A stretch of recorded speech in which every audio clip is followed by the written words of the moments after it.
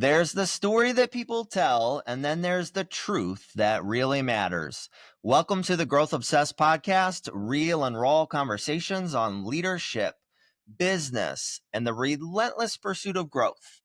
No fluff, no highlight reels, just the struggles and the setbacks and the lessons that build true success. I'm Ben Lang, and I sit down with the most driven entrepreneurs and leaders to uncover what really shapes them, the pain, the resilience, and the breakthroughs. If you're here, you're not looking for surface level motivation.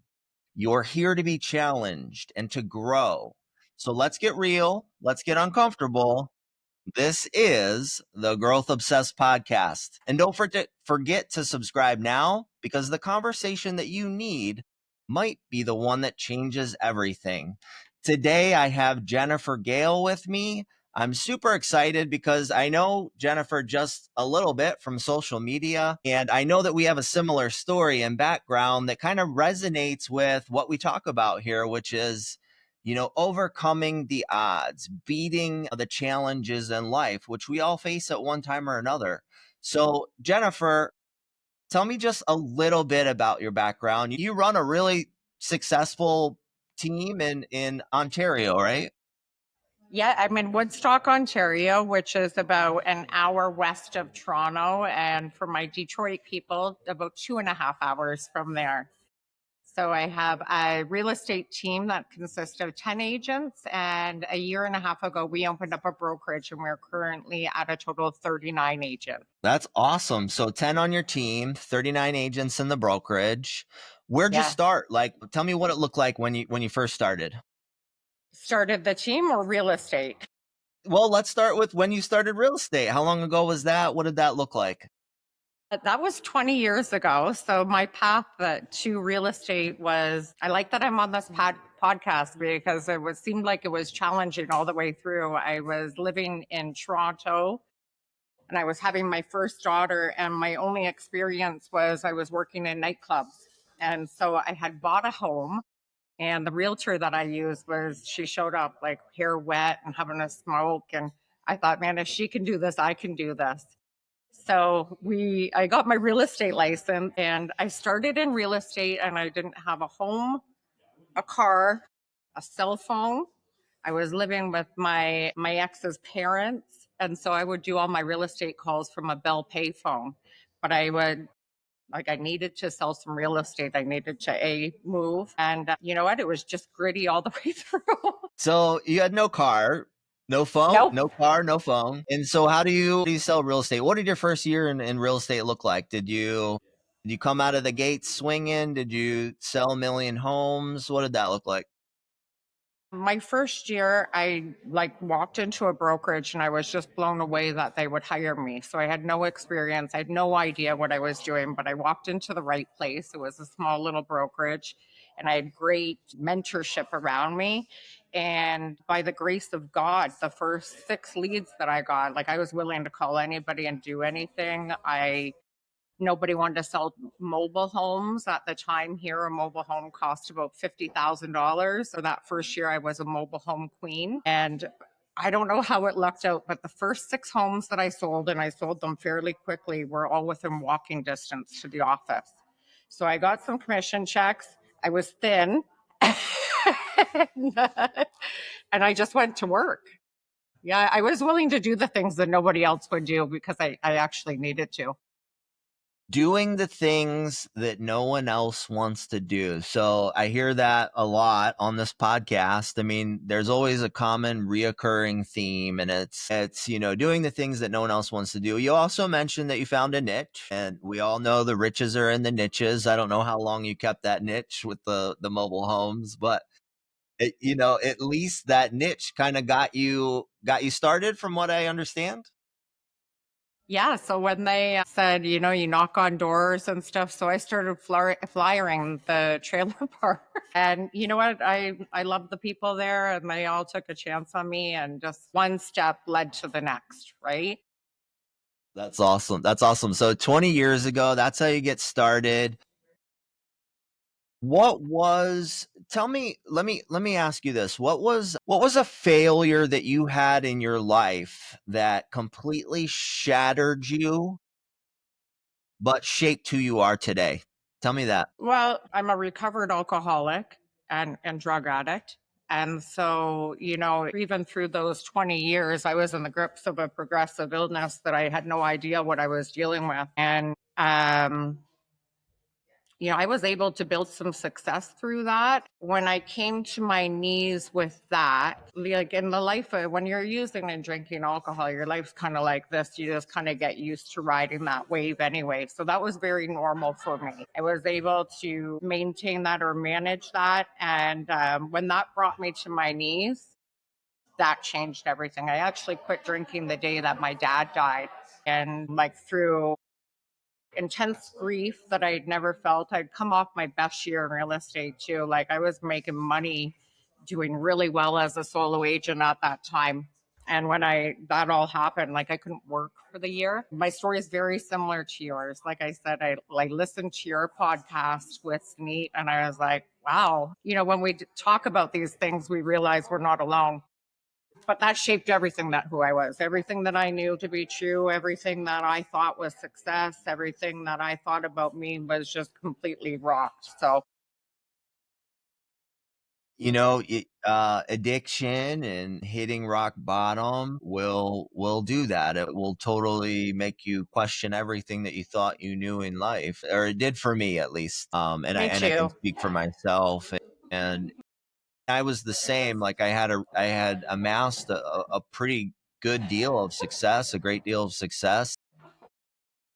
The day my sister committed suicide, it was a 2 to 3 year bender that just never stopped, unfortunately.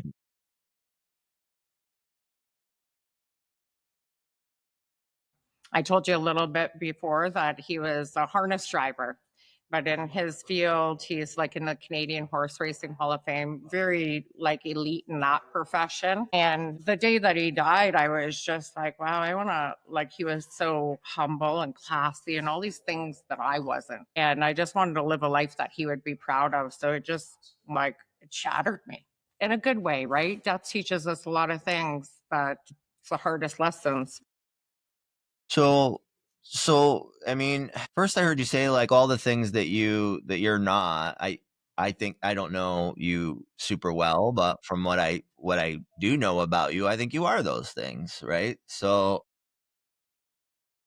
It's a how is recreation. yeah, You know, yeah, it, how is that? Yeah, I was gonna ask you like how has that shifted? Like because you said present tense, you said I'm not those things. You didn't say I wasn't those things. So do you kind of still believe that you're not those things?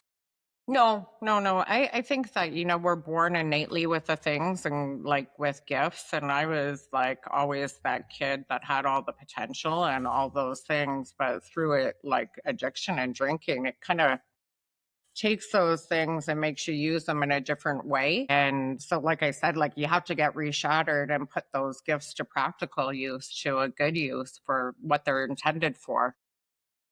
Yeah. Yeah. No, I definitely agree with that. I definitely agree with that. It's almost like a rebirth. It really is so much like a rebirth. I know when I got sober, I got rebaptized. I made the Yeah. choice to get baptized on my own, and it was a lot more powerful than when the choice is made for you. But it really did feel like a rebirth. So tell me about like what did that rebirth? So you're at rock bottom, Yep. and what's that climb look like at the very beginning stages? What does that climb look like You know day to what? day? Like what are you doing to like climb out of the hole? Well, literally, like it was just staying within that one day. Like I said, my business had been so good before, but I was crippled with this. And I had to make the decision to go all in on me and take the success to be the back burner, which was something that I had never done before. And so I had started at the like that rock bottom. I had just started my real estate team, which I think is another grace of God. And the market's shifting a little bit and I can't do anything other than I'm in 12-step recovery. So went to that every day. And I just one day at a time, I reevaluated who I was, and the sales weren't coming in. Like, I had gone from a seven-figure income, and then that first year, I think I made $22,000. I got a baby bonus. I never received one of those. I was like, wow, this is wild. And it was just a slow rebuild. I know that feeling all too It's a well. crushing blow. Now, you said you went all in on you, and that's another common theme here, right? People, all the successful people that I have on here, all the successful entrepreneurs, and very much into working harder on themselves than they do at their jobs, and they're into, like, or not even just into, but obsessed with personal growth and Yeah. becoming the best version of themselves. So what types of things did you do to go you said all in on me?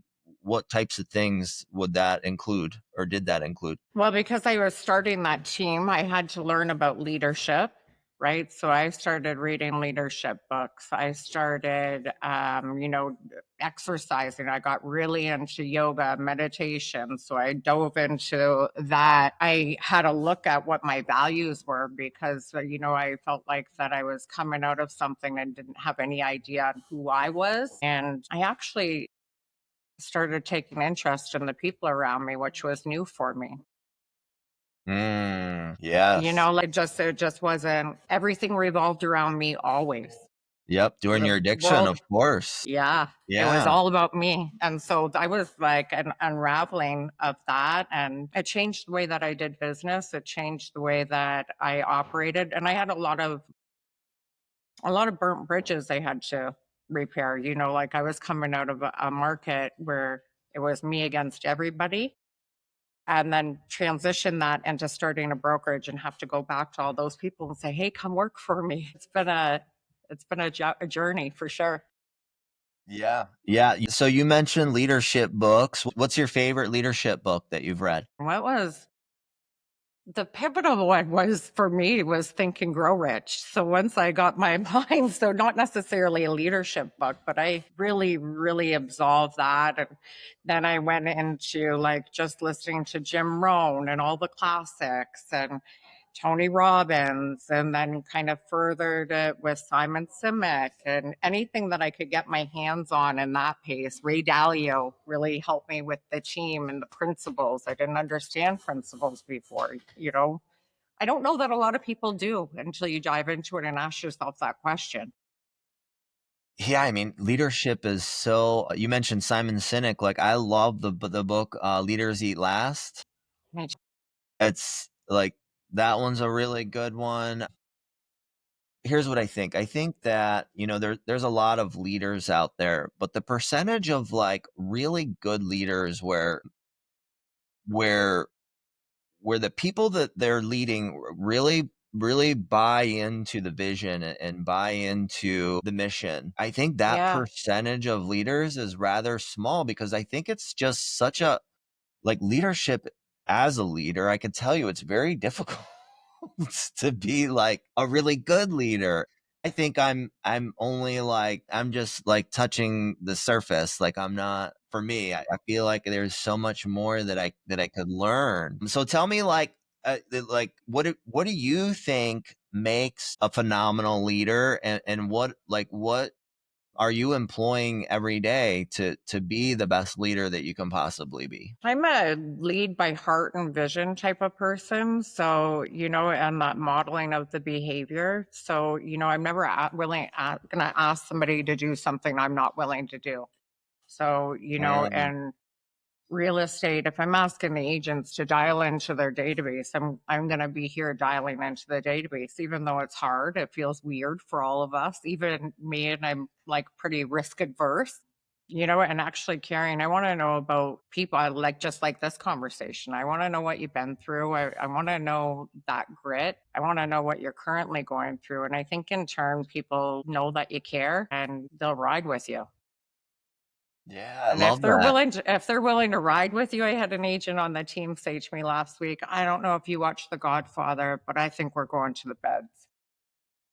I love that. And for me, I'm like, well, that's really amazing, right? Like But not, yeah, that's the that's testament. that's the ultimate compliment. That's amazing. And it reminds me of Abraham, right? Like Abraham will say like, "Oh, I know like my I don't know if he's telling the truth, but he's like, "Oh, I know my agent's shoe sizes, like all their pets' names." Like Yeah. that's dedicated leadership, I think, right? And I think that you learn that through maybe that 12 step. Like that stuff didn't come naturally for me, but like working that 12 step program, not to promote that, but it's all the rules and principles that apply in leadership and any success book, any spiritual book. So it all comes down to that act of service. If I'm always in a position of service and how can I service you? How can I help you? Then it's always taken care of. And people, I don't know, just genuinely, I think that's our human nature. And I think that that's for me what leadership is. How can I help? Yeah. Yeah. So you brought up a good point. You brought up a really good point that I want to dive into a little bit further. What did recovery teach you about leadership? Like, Everything. 'cause- yeah, I think there's a huge correlation. Absolutely everything. You know, like even sitting into some of the Chet Black conversations, I'm like, man, this guy's 12 stepping me. He's a business 12 stepper. Just to seek to understand and not be understood, to give back always, to be into action, to not think of myself, to the ego is my enemy. Community matters, fellowship matters, being vulnerable and sharing who we really are instead of a mask. That's the stuff that's gonna not sell, but people will buy into the real person, right? And like prior to that, it was always a mask. And that success for me was never going to be lasting. It was always going to be fleeting because it was ego driven, and anything for me that was built by that, I learned the hard way, which I think that you have too. It comes crashing down. So it has to be from a power greater than me. I'm not the power. So I feel like a leader is like a catalyst or a facilitator. I kind of like those terms for a leader, Yeah. like a catalyst or facilitator. And I was also saying, you said ego is the enemy, which is also another phenomenal book that Oh, that book is the best. I feel like I should read it every single year just to remind myself. Me too. I was very moved by that book. I think for any recovering addict, that's like a great book to constantly, because we kind of get like that. The world revolves around me. In our addiction. Yep. Tell me like a deep rooted fear that maybe you've had to conquer that maybe no one else even really knows, like that you've had maybe this fear, this self-limiting belief that you've really struggled with and had to overcome. What was it, number one, and how did you overcome it, number two? I think that it would be just that basic fear of failing. I've always been one of those people that like I grew up in a household like it was my dad was an athlete, competitive, right? And it's always the best, and that fear of failure. And for me, I think that that's still alive and well a little bit, and so that will sometimes, I think that there are healthy fears. Sometimes that will get me out of bed, right? Like, and once you have burnt your life down to the ground, you are certainly not going to do that again. Hopefully. That is true. That is Yeah. true. I mean, it's so expectations, I think, right?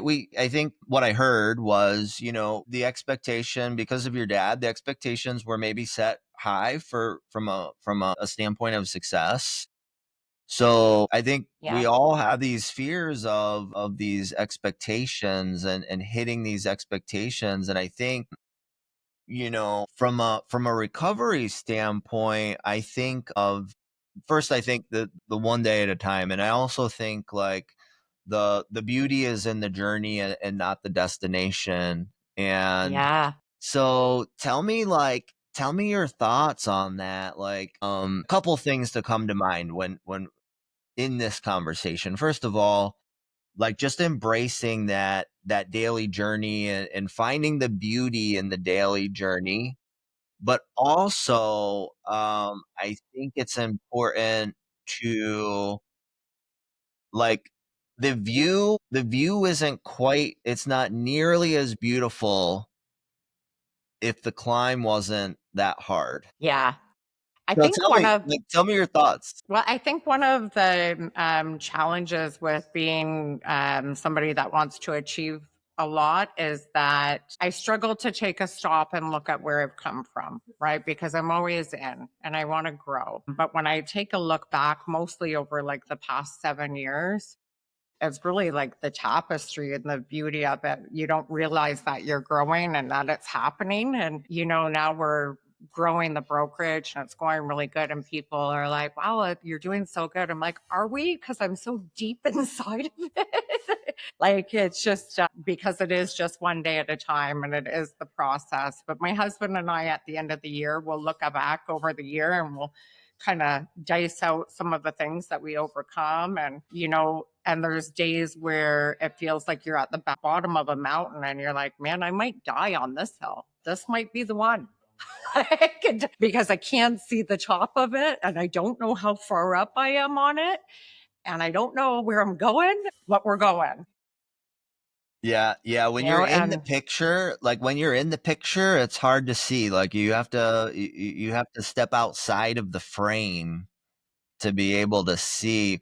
I love that you do an evaluation at the end of each year, like, what does that look like? What do you look at specifically to see or to kinda measure how the year went or maybe gain some clarity on the progress that you've made that year? What's that exercise look like? It looks like now, like on the business side, it's the attrition or the people that we've had come and join us and, that they stay with us. Are they happy? Are we there? The celebrating the stuff outside of business. Like right now, we're so business focused, but we, have some goals to open up a sober living home and how we're contributing to that community. We do a marriage check too, because we're both really grinders and like checking out, are we okay? Are we good? Are we, so that's really important. And between the two of us, we have four teenage daughters. So I have a 20-year-old, two 19-year-olds, and a 16-year-old. Where are they landing on all of this? How are they doing? So there's a lot of barometers to check in on. And yeah, you know what? I think that for the most part, like, and it's pretty cool. Like when you look back, you can attest to that. When you look at some of the hard stuff, you're like, man, we did good there. Wow. Wow. It's always okay, even though we're always like, oh, this much stress. But every single time it works out good. Isn't it crazy, like, the what we build up in our minds? Like, because I have these thoughts like, "Oh my gosh, this could all implode," like, but it never does. It never implodes through to get through to their side, right? But even for like I try and stay with this mindset and mindset is so important and all the stuff, but I do it I'm guilty of it myself of creating this this story in my head. And so how do you combat that story? Well, it helps having like leadership is lonely. This is a lonely sport. And I'm very lucky for to have a relationship with a partner who, walks beside me with that. Like he's riding with me. We're riders. So I can openly talk to him about it, like, hey, were you okay? Like, is this all gonna fall? And we just he's almost like having a coach in my corner. Like, don't forget who you are. You got this, and going back to the basics and being in the right rooms with the right people, and people that have gone before that are honest, like even this conversation with you, right? Like could probably call you next week and be like, "Hey, buddy, I feel like this is going down. Can you talk to me for 5 minutes?" Yeah, Being yeah, open about it. and you can too, by the way. Yeah, vice versa, right? Like, and we need that because it is lonely. It can be lonely and it can be isolating. You never Yeah. want the team down to see that you would have a fear like that. You don't want anybody else to see that or feel that. And then you can become isolated in that. And we can't.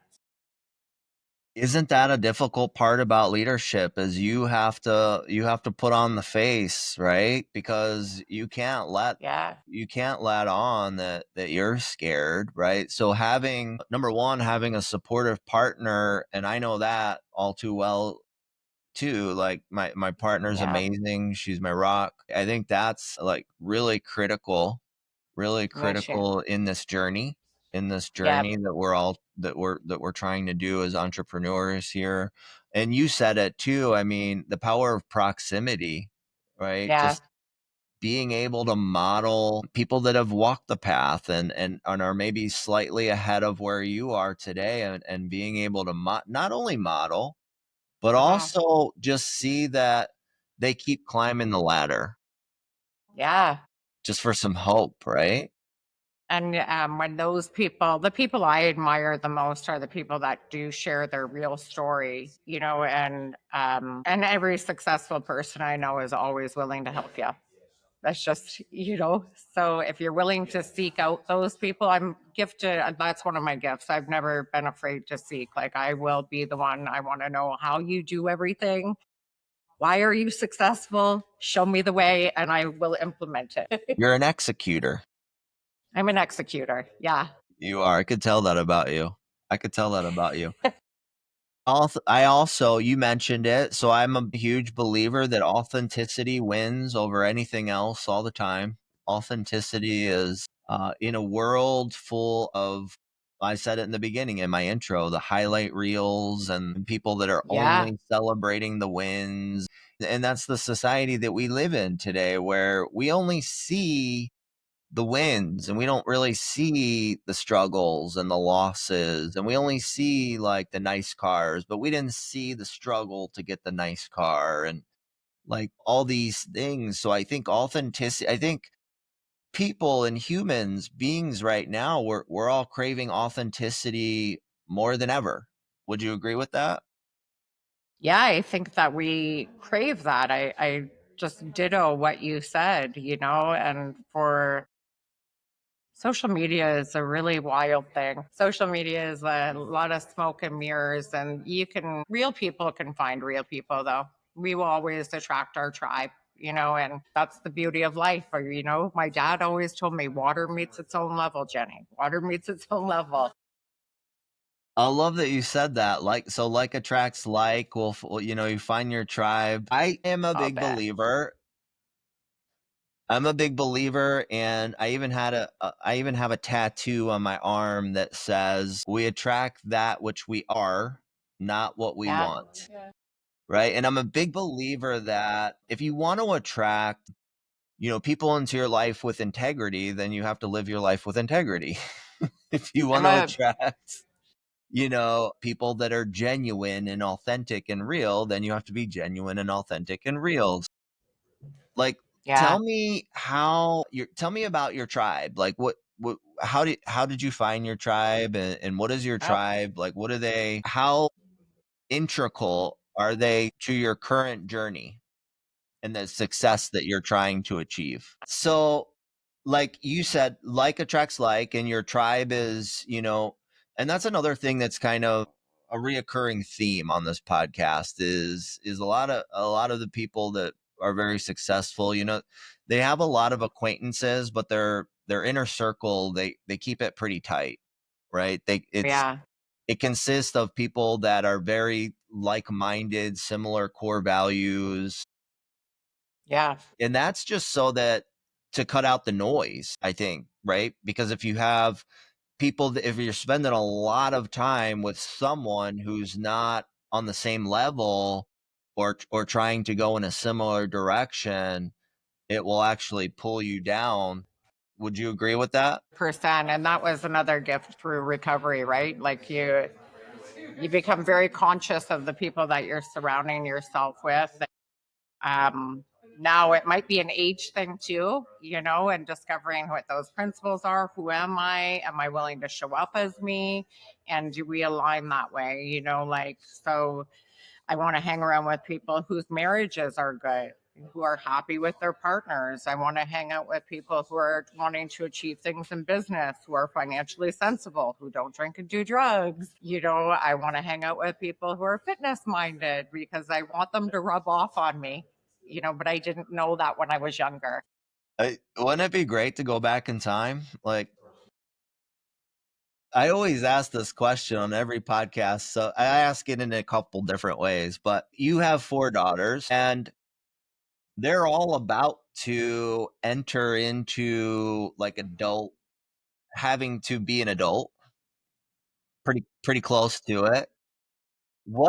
Like, you can only give them 3 pieces of advice. What are those 3 pieces of it? What are those 3 pieces of advice that are the most important to them, maybe being a good human being or being successful or being happy in life? Say, go for it. What other people think is none of your business, and believe in yourself at all costs. I love the what other people think of you is none of your business. I have a I good have friend to of mine that remind said, I have a good friend of mine that says that all the time. He's like, it's none of my business what they think of me. Yeah, life is none of my business. What other people think about me is none of my business. Like that helps keep me that helps me keep push forward if I can remember that. And people don't care anyway. They're all wrapped up in themselves too. Yeah, exactly. Nobody cares. When you share your problems with someone, they don't care either. I mean, for the most part. Nobody cares. They don't even remember them. Yeah, exactly. When you say, so you said just go for it. That's like just do it, right? Like that, like don't wait for protection or perfection, Yeah.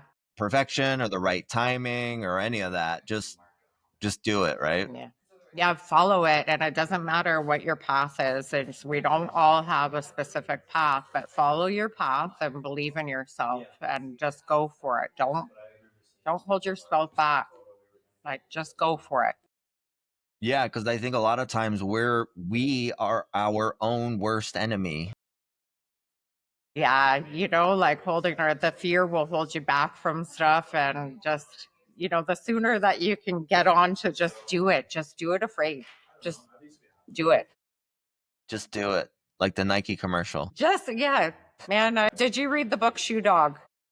No, I've not heard of it. What is it? It's like, it might be for an entrepreneur or business leadership. It might be in my top 3 books of a lifetime. It's the story of Phil Knight and how he got Okay. started with Nike. And it's absolutely phenomenal. And it's just, he was always just like almost there. He's almost on the brink of bankruptcy. And he's like going from here to make this happen. And then over the course of a lifetime, it becomes Nike. I love it.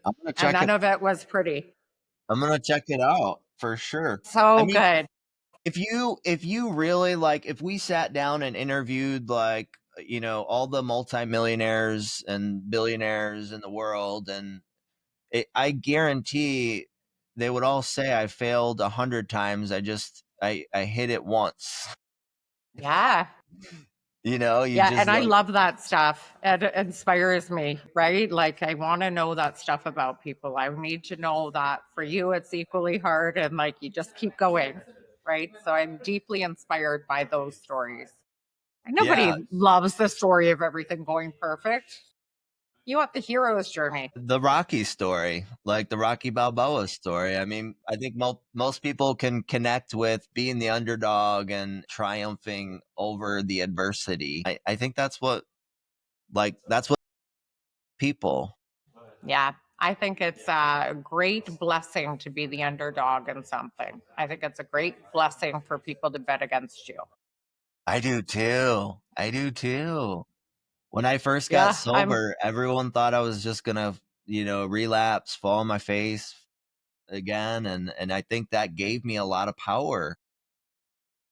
Yeah, you can get a lot done out of spite. Yeah, or just wanting to prove people wrong, there's Yeah, power in like that. sometimes you just don't give up because of that. Like, no, I will never let you see me sweat. I am going to do this. Yeah, yeah. So how do you so you know that, how do you incorporate that into your leadership style? Well, I have that innate competitiveness. So, I think that if you're around me, you just want to do better. So, um, I don't know if I verbalize that so much to my team, but at the people, when we're doing team meetings, who here is competitive? And people will naturally raise their hands, right? Because in sales, you have that. I think so. And when we identify that, I'm like, go out and crush it then. Come on. The little friendly competition is healthy for sure. Yeah. Tell me, so like you bring on a new agent into your team. How do you set the expectations? So let's say somebody's watching this right now, they want to be an agent. They're in another career, let's say right now. They've had an interest in being a real estate agent for quite a while now, and they want to make the leap. What's the advice that you give them? To becoming a new agent, I would say that 90% of it is you just got to show up. You have to show up. You have to be the yes person. You have to do that consistently over a period of time. Real estate is not sexy. There's nothing, all the glamour about that. There is very few sexy moments. The highlight reels are there, but really the truth behind it, it's gritty. It's hard. You got to do uncomfortable things. You're going to have to learn. Like most people are like, I don't want to be salesy. Says sales representative. So, at 90%, I think that you could probably just show up on a consistent basis, and you can catch some of it by osmosis. You, if you show up, you're the yes person. I think you will beat 90% of your competition because they won't. I would agree with that. Okay. So I was having a coaching session with one of my agents yesterday morning, and they were like, the leads are bad, the market's bad. It's all these external things. It's all the external things. It's this, it's that, it's this, it's that, and we looked at all the KPIs and the metrics, and it's okay. You're having 29 minutes of talk time per working day. And, when we talk about 29 minutes of talk time per working day versus the goals that you're trying to hit, the numbers just don't equate. And that's why I love math, because numbers don't Yeah. lie. Yep. It just is, right? Yep. And so what I always tell people is like, okay, this business it's not that hard to figure out. Like, you want to sell more real estate, you talk to more people about buying, selling, or investing in real estate. And and and you have three main jobs in this industry, and it's generate leads, convert leads, and service your clients. If we really want to break it down to its Yep. core, it's generate leads, convert leads, and then service your clients. And then, of course, there's a million other things. But if we're talking about how to make money, it's really wrapped up in those three things. Yep. So you're right. It's not sexy. It's not sexy at all. It's 3 hours on the phone of talk time, hopefully 3 hours a day of talk time every day, and throwing more mud at the wall so Yep. that some of it will stick, Yep. and servicing your clients and fixing problems, and Yep. appraisal problems, inspection problems. Yep. It's nothing like what we see on Selling Sunset or Millionaire Real Estate. Not even a little bit. No. So I think just like anything else in life, it really comes down to expectations. And if people have the right expectations, I think like this career has been phenomenal to me over the last 20 years. It's given me opportunities to rebound quickly when I've self-destructed my life. Yep. And so it can be a beautiful career and a beautiful industry, and it does have a lot to offer if you're willing to, uh, like you said earlier, do the things that other people just aren't willing to do. most of Yep. the time it just comes down to that prospecting,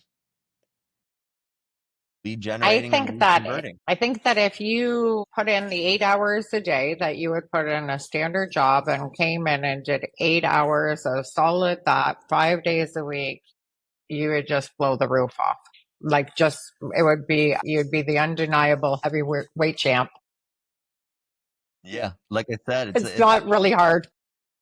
it's not. I think everyone overcomplicates it with like, there's too many shiny objects out there and too many, well, maybe I'll just, I'll spend 40 hours a week making Instagram content and then, 100 people will call me every week to come list their home and we get sidetracked by that kind of stuff.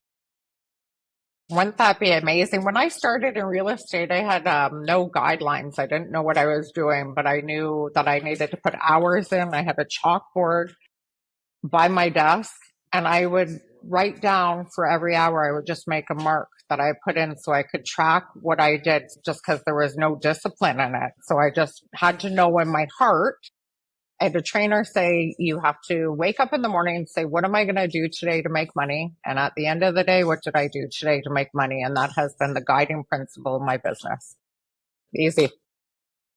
Reflect on There's it. that. What am I going to do? Did I do something? Did I put in the work? Yeah. Because there's activities over here and then Mhm. there's income producing activities over here. So two Yeah. totally different things, right? Yep. And when So we started, we didn't have social media and all those things. So now today, everybody's like, I'm going to do a post and then go out for lunch. yeah, yeah. And Canva, or Yeah. I'll spend 2 hours designing something in Canva. Yeah. No, just print out the old fashioned sheet and go to the house. Yeah, right. So you're creating this big, beautiful business right now. I see it growing exponentially. I see the growth. I see the passion. I see it all.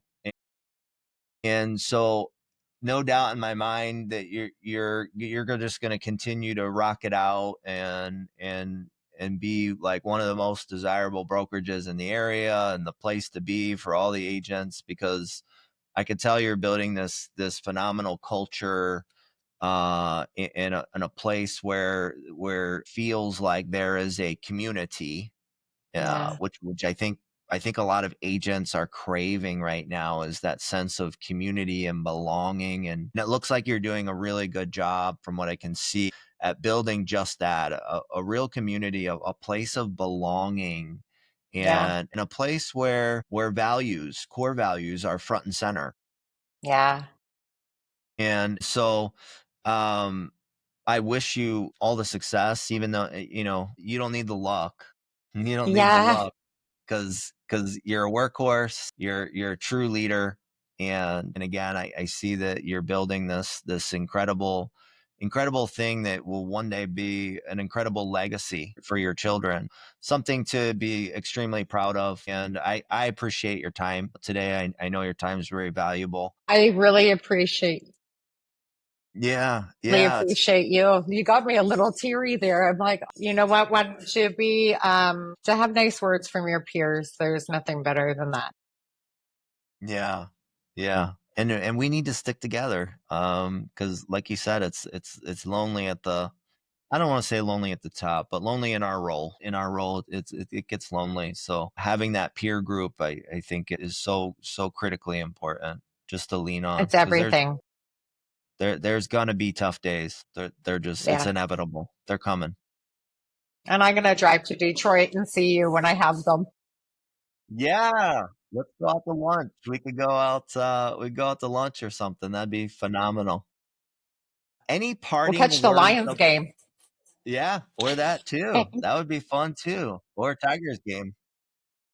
Any parting words of wisdom for anyone who's listening right now who is thinking that they want to get into entrepreneurship, get into leadership, or maybe just get into the role of a real estate agent? What's the parting words that you want to leave to anyone who's listening right now who is thinking about going from maybe a W or a job Yep. into entrepreneurship? You know what? I just seek mentorship, seek leadership, seek your tribe. Go find your tribe and stick close to them. Awesome. Thank you so much, Jennifer. It's been a blast. Thank you. I appreciate you.